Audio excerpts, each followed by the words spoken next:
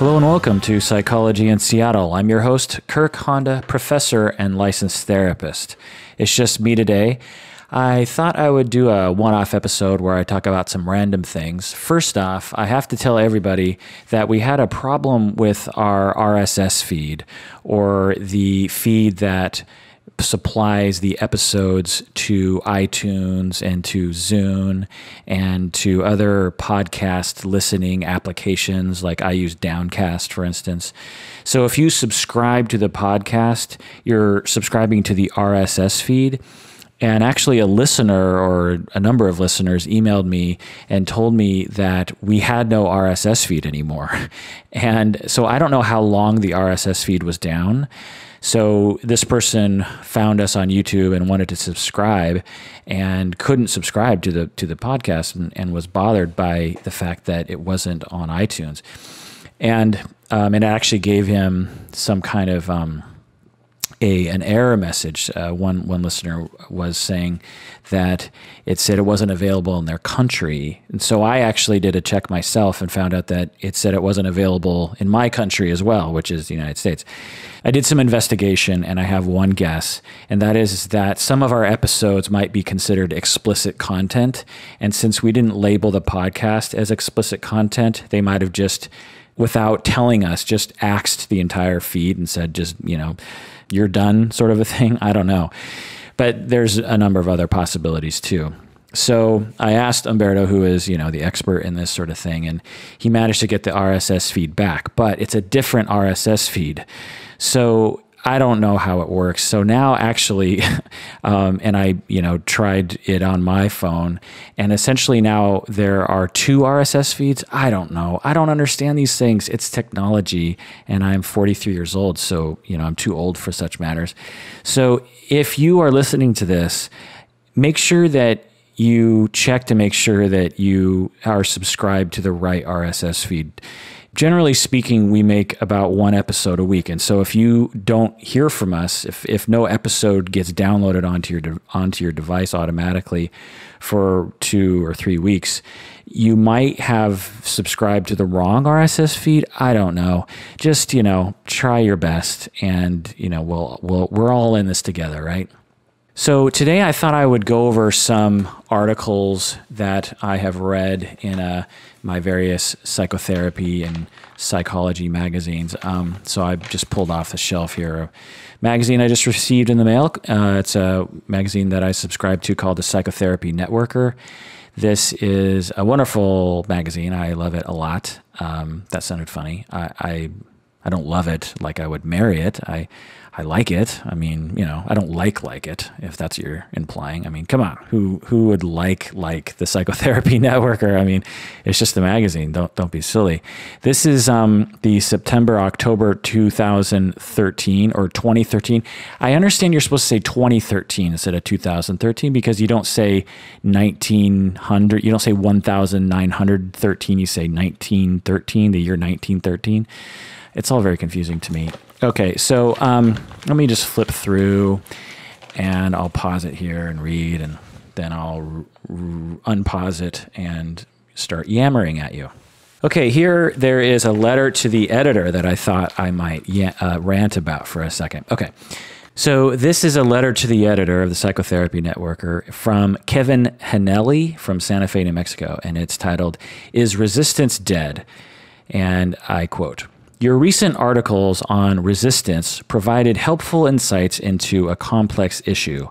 However, I was disappointed that in Is Resistance Dead?" That's the article from the May-June episode, "Clifton Mitchell was dismissive of psychodynamic perspectives.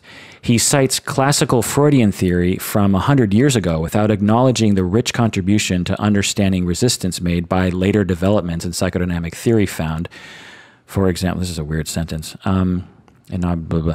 Anyway, essentially what this letter to the editor is referring to as a previous article, and Kevin's saying he likes the article, but he is angry that the author of the article was dismissive of Freudian theory and psychodynamic theory. He was upset because the author was dismissive of psychodynamic theory. instead of acknowledging all the various writing that has gone on about resistance, the topic of resistance, the author dismissed psychodynamic perspectives by citing different perspectives put forth by Freud 100 years ago. And this is something that I see all the time, particularly in family therapy. For whatever reason, in family therapy, which is, I have like about 3 or 4 toes in family therapy. If I was to divide my, I don't have one foot, I don't have one whole foot in family therapy, but I have, about 3, 4 toes in there. I also have some toes in psychology and also some toes in counseling. As a family therapist myself, 3 or 4 toes in family therapy, I can say that a lot of family therapists don't know very much about psychodynamic theory because it's not a focus often in family therapy training programs. And you'll hear them often disparage psychodynamic theory because they don't understand it. They've heard a little bit about it. They've learned a little bit about it. They've read a little bit about it. And they have these sort of canned put downs of psychodynamic theory. And certainly if we cherry pick the various different things put forth by various psychoanalytic and psychodynamic theorists over the years, particularly those in the early days, since they lived in a completely different time, it is easy to find examples of absurd things that they have said. For instance, Freud said that all humans around the planet have an attraction, sexual attraction to their opposite sex parent when they are, I don't know, I think it's like 4 years old, or, the Oedipus complex. And this is absurd. Certainly it can happen for some people, and it happened for Freud. At least that's what people think anyway. Upon more empirical evidence over the years, we have decided that that is not a universal trait for humans. And so there's countless examples in psychoanalytic and psychodynamic theory that we could point to that we would say now as therapists is misguided, wrong-headed, this sort of thing. But there is so much writing in the psychodynamic field.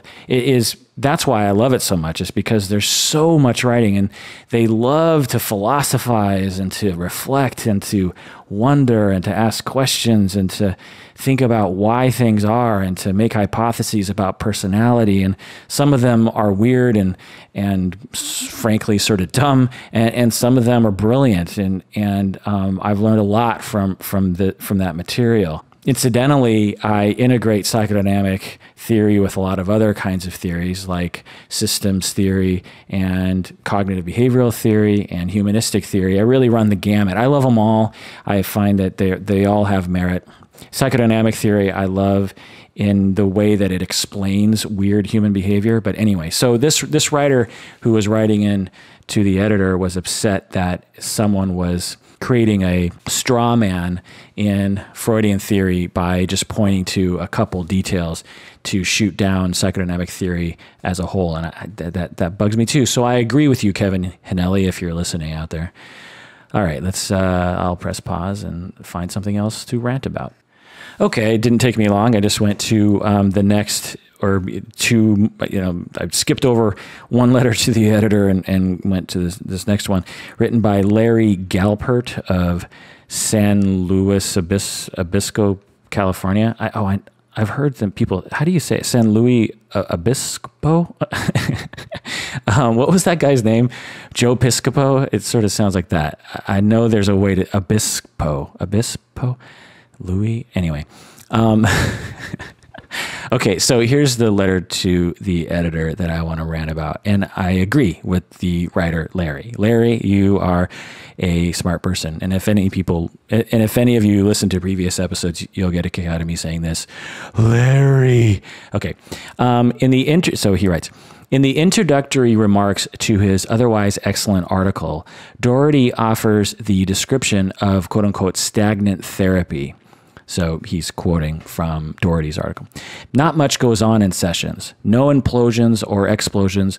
No breakthrough. I'll skip reading. Essentially, what Larry is referring to is a previous article in which this author, Doherty, was talking about how there's such a thing as stagnant therapy and how it seems like nothing is happening, and that stagnant therapy is a waste of time for the client and a waste of money. So essentially what he is saying, and I don't know if it's true, but he's saying that another author is saying that if there's no excitement or major revelations happening in therapy, then it's stagnant therapy and it should end. Essentially, the therapist should assess whether or not therapy is stagnant, and the therapist should end therapy with the client and recommend that therapy end. And this author, Larry, in Joe Piscopo, California, is challenging that idea. And it's a complicated issue, and it's something that I've talked a lot about. And there's a spectrum of people. There's a spectrum of psychotherapists. And the spectrum runs from people who, upon even thinking that the therapy isn't doing much, they will suggest to the client that therapy should end. So they're thinking, wow, it doesn't seem like we're doing much here. It seems like we've met the goals for the most part. We don't seem to be moving forward. I'm going to tell the client in the next session, look, it seems like therapy is sort of stagnating. Have you thought about maybe taking a break for a while? So that's at one end of the spectrum. The other end of the spectrum are people like me who say, well, as long as the client wants to keep coming, I'm not going to reject them. Because when you say to a client, look, I think therapy should end, there's a slight chance, and with some clients, a major chance, that they will interpret that as a rejection of them. That you're saying, I don't want to work with you anymore. You're wasting my time. Now, that's a severe reaction, but I've seen it happen before. So I, in an attempt to not ever have that happen for a client, let clients drop out of therapy at their own pace. And in my 17 years as a therapist, I've never been in a situation where I've worked, full time as a psychotherapist for many of those years. I've never had a time where I thought, man, this client is just coming into therapy for no reason. They're coming in because they're dependent, quote unquote, on therapy, or they're too attached to me as a person and they're really not here doing anything. I've never thought that before, but I'm an exploratory, sort of loose therapist when it comes to this sort of thing. And there are times when I'm working with people for months and I don't exactly know what we're doing, but I do know that they're coming in and I do know that they find value in it. And oftentimes what will happen is after an amount of time where I don't know exactly what we're doing in therapy, but they're talking about various different things and they're interested in exploring things, but I'm not exactly sure what's going on. After a certain time passes, something happens where I realize, oh, that's what they've been coming in for. For instance, I had one client a long time ago who came in to talk about parenting skills. It was a single mother of, 4 or 5 children. And she was very stressed out about parenting. And so I talked with her about parenting skills and we worked on that for a while and she seemed to meet her goals in that area. And then she kept coming into more sessions and 2 or 3 sessions pass, and I thought, man, I don't think we're doing anything. Her parenting skills are better. Her kids are complying. She feels more confident. She feels more capable as a mother. She's not saying that she's stressed out. Everything's going fine. So I told her, I said, it seems like you've met all your goals. Have you thought about maybe not coming to therapy anymore? Is there something else that you'd like to work on instead? And she took not offense, but it hurt her feelings. And she said, well, are you rejecting me? I didn't realize that I needed to be, I can't remember exactly how she put it, but essentially she felt hurt that I didn't want her wasting my time is sort of the implication. And so after a couple more sessions, she revealed that she had been sexually abused as a child and had many issues as a result of that, as is naturally and often the case. And so after that learning experience for me early in my career, I told myself that if someone is coming in and I'm not exactly sure what's happening, there's a chance that they are building trust in me. They have something that they definitely want to talk with me about, but they haven't told me about it yet because they don't know how to trust me with that yet. Or they don't even consciously know exactly what it is that they want to work on 6 months down the road. For instance, someone could have something deep down that they really want to have some therapy about, but it's so suppressed that they don't even have awareness of it themselves in the moment. But there's a part of them that is compelled toward therapy. And so they keep going because there's a part of them that knows, look, just keep going and, gain more trust. And eventually you will be ready to talk about this thing that you don't have an ability now to talk about. And then the healing can start from that point forward. Now, am I saying that all therapists should be like me? Absolutely not. I respect all different kinds of people on the spectrum. I have some colleagues of mine who are very solution focused, very brief therapy oriented, very strategic. And they would say, it's a waste of time to keep people in therapy without a clear goal. And I see some wisdom in that, but I just choose not to be like that based on the way that I am, based on my style as a therapist. So that's my rant about that. So before I go on, I just want to say, if you can go to our website, psychologyinseattle.com, and donate. It's been a while since anyone's donated, and I'm feeling a little neglected.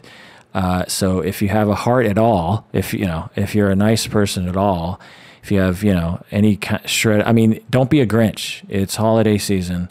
Don't be a Grinch.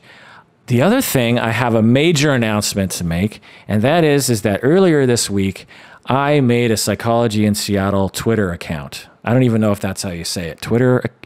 I made a Twitter? Sounds like, I made a Twitter in my pants, Mommy. I need to go to the bathroom. Okay. So there's a Twitter. And I guess you follow us, is that the thing? I have no idea what to do with Twitter. I have started looking at it, and I guess I see the utility of it. People are constantly talking about it. Again, I'm 43. What do I know? So let us know what you want us to do on Twitter. Follow us on Twitter. Send us stuff. I don't know. I think it'd be kind of cool if people sent us little stuff and we responded. But I don't want to force anyone to do anything other than donate. That's, I'll force you to do that, but Twitter, whatever. I have no idea how Twitter works, so it's a learning process. And if it, annoys me like it did the last time I made a Psychology in Seattle Twitter, I might just cancel the whole thing. But I feel like I should join the crowd and do my part. Okay, so let me press pause and I'll find something else to rant about. Actually, I think something just occurred to me that I might be able to rant about for a little bit of time here, and that has to do with my work as a professor. Last night I taught, we're in week 9. We have 10 weeks in a quarter here at Antioch University, Seattle. So we're at the end of the quarter, and most people are on semesters, we're on quarters. And for whatever reason in Washington State, I think there's this minority of colleges that go on quarter systems. And I don't know, there's pros and cons to doing either. But anyway, so last night I was in my family of origin class, and it is a class that is taught to first quarter counseling and therapy students. And it is designed for the students to learn about family of origin theories and family systems theories that have to do with development of personality and development of issues. I talk about Bowen and Framo and psychodynamic family systems theory and Naj and some Whitaker and Satir, among others. And the other focus of the course is that the students apply those theories to their own childhood. And they write a lot of assignments and papers about their grandparents' upbringing, about their parents' upbringing, about their own upbringing, and how all of this development over the generations, through the generations, led up to their own particular issues today. The class, the main end focus is for the students to identify their issues, their vulnerabilities, their countertransference that they will typically have with clients, all with the purpose of self-awareness and competence when evaluating their own issues. Because in order to be an effective therapist, I and many others believe that therapists need to have tremendous self-awareness, or at least a path toward self-awareness. And this course is taught in the first quarter as a mandatory course. that helps students do that. And it's a bit unique, I think, to our master's program. Many other master's programs have courses like this, but many don't. Antioch University prides itself on being focused on self-awareness and multiculturalism. The next course they take next quarter, the same group of students take the next course, which is called Multicultural Perspectives, in which they investigate multicultural ideas, and also they investigate their own biases and their own culture. So last night in the class, I was just struck again, as I sometimes am struck, at how wonderful and amazing the students are at Antioch University. There's 16 students in the class, which is the maximum number. And we're talking in class, they're learning, they're talking amongst themselves, there's small group activities. And throughout the quarter, they're getting to know each other, and they're expressing more and more emotions. They're talking about their childhoods. Many of them have been through very difficult childhoods. All of us have been through pain in our life, and there are people talking about them. And I try to model it. I try to talk about my own life. I mean, I don't try, I actually do. As Yoda would say, don't try, do. And I do talk about my personal life and try to model that all therapists, regardless of how experienced or supposedly competent they are, have issues and need to be mature and differentiated about them and realistic about our own issues. So anyway, last night was just this amazing class time. The class meets for 3 hours, so we really have a lot of time to dive into things. And there were a number of students who volunteered to do some experiential exercises, and there was a lot of tears, and there was a lot of warmth and support given from others, and it was just amazing. And I teared up a number of times. If I wasn't teaching the class and had the full freedom, I would have been bawling, but I held back a little bit because I wanted to facilitate more effectively. So I was really moved, and it's just an amazing process. I know I've said amazing, I don't know, like 20 times, and I've heard that that's an overused word. What's another word? Profound, meaningful. It was amazeballs. It was just an amazing experience. I don't know any word to have for it. I felt like I was at the epicenter of so many people's hard work and a lot of people's trust and their progress as they move forward into a career to make the world a better place. It's one of the reasons why I love working in this field, and I love being a professor in this field, and that is that I am helping people to help others. And all of that help is going to make the world a better place. It's actually going to make a difference. And I find that to be just a wonderful amazeballs kind of thing. So that's something that popped into my mind. And I guess I should also talk about my class this morning. I taught this morning again for 3 hours. I have a Wednesday morning section of case consultation that I've been teaching for many years. And it's a class in which interns will take to consult about their cases and to learn how to be a therapist on the ground. So in terms of the family of origin class that I taught last night, those students aren't interning. So they're just taking classes. They're just learning. They're writing papers and reading books and doing projects. Whereas later on in the master's program, students transition away from classes and just become mainly interns. And they are interns in agencies and actually working with clients. And then they come to the university and meet in case consultation course. And so the class is relatively small. There's only 7 students this quarter. And again, there's a lot of personal support. The students are in the course for, on average, about 15 months. And so we all get to know each other pretty well. And this morning, we had to say goodbye to one of our group members who is graduating this quarter.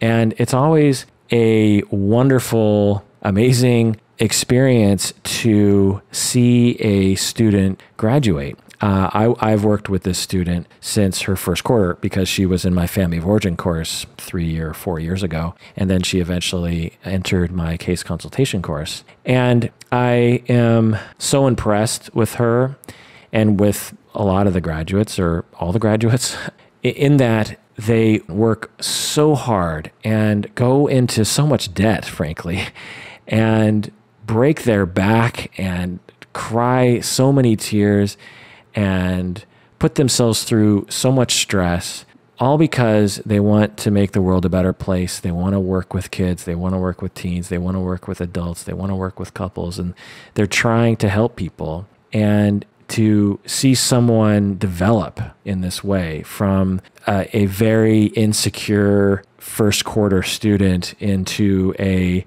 also very insecure first quarter intern, but eventually into a mostly secure, mostly confident graduate, someone who is about to graduate and start working in the field. It's really a wonderful thing to witness. So again, if you could go to psychologyinseattle.com and donate, that would be great. You can also go to psychologyinseattle.com, our website, and look at some of the articles I've written. I also have like links. I just posted another link on the links page. There are a lot of videos and little links there that I like to put up that I think might interest people. You can also go to old episodes of Psychology in Seattle. We go way back to 2008. We also have video episodes on the website, so you can see our highlighted video episodes that I think are great. Again, you can donate. Have I said that already? I don't know. And again, Twitter. You can Twitter. Follow the Twitter. Okay.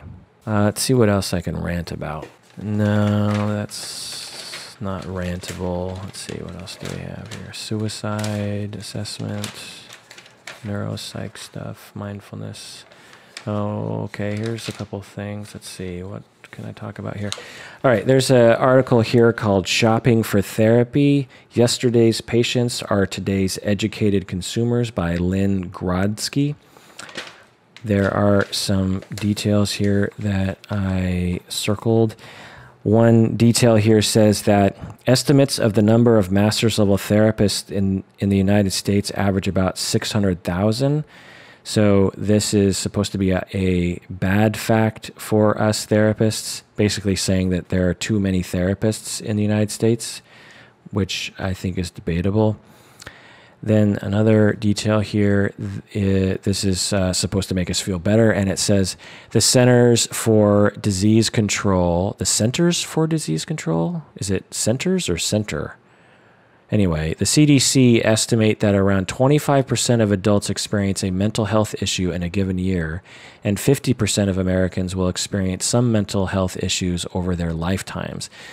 So this is saying that there are a lot of people who experience some sort of mental health issue, which means there should be a lot of demand for therapists, and therefore a lot of work for us and a lot of clients for us. One of the things, if you don't know, is that therapists in private practice, particularly those starting out in private practice, are very anxious about building a practice. You know, it's hard to build a practice when you don't have any word of mouth or reputation.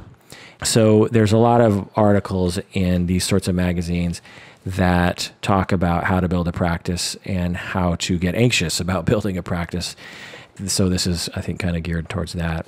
But here's another part that I wrote a big question mark next to because I think it's ridiculous. So the author of the article is quoting someone, and I'll just read it. It says, I'm getting discouraged with the new clients who find me on the internet.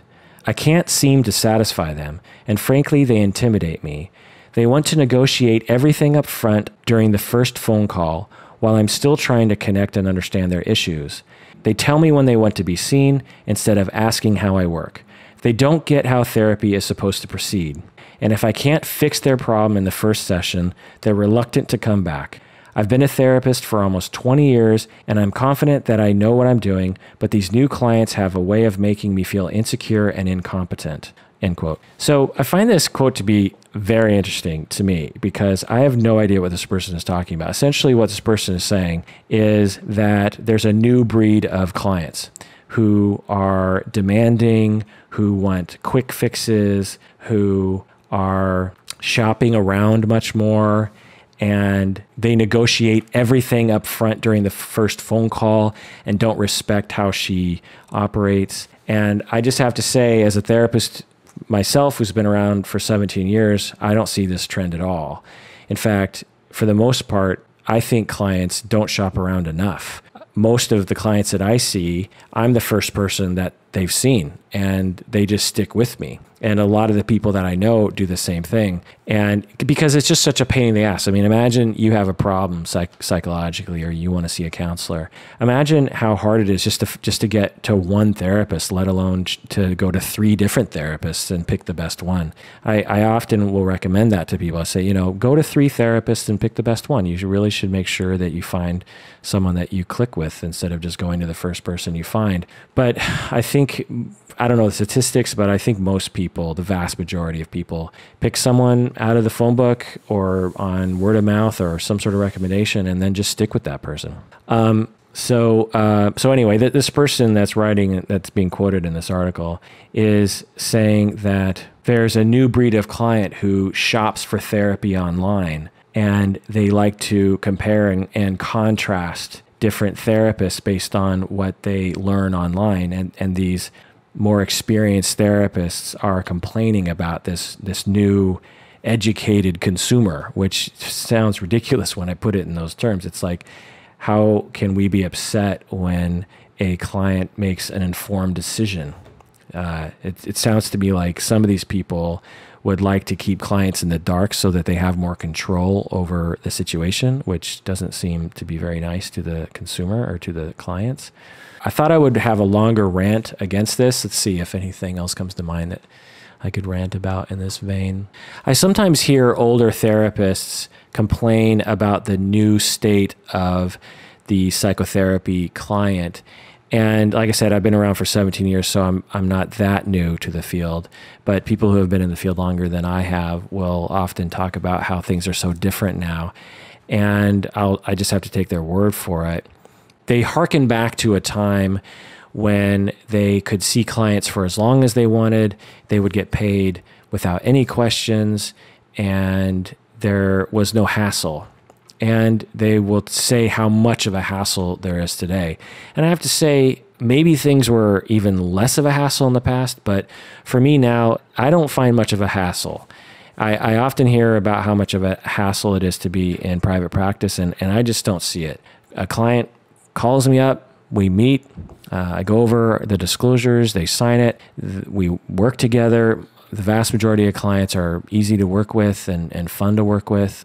Then I send my claim form to the insurance company, and a couple months later I get payment, and then I bill the clients for the copay, and it's really not a hassle. It might seem like a hassle if you don't do it, but take it from me, I don't spend that much time on the paperwork and the billing, and I've made a good living from being a therapist.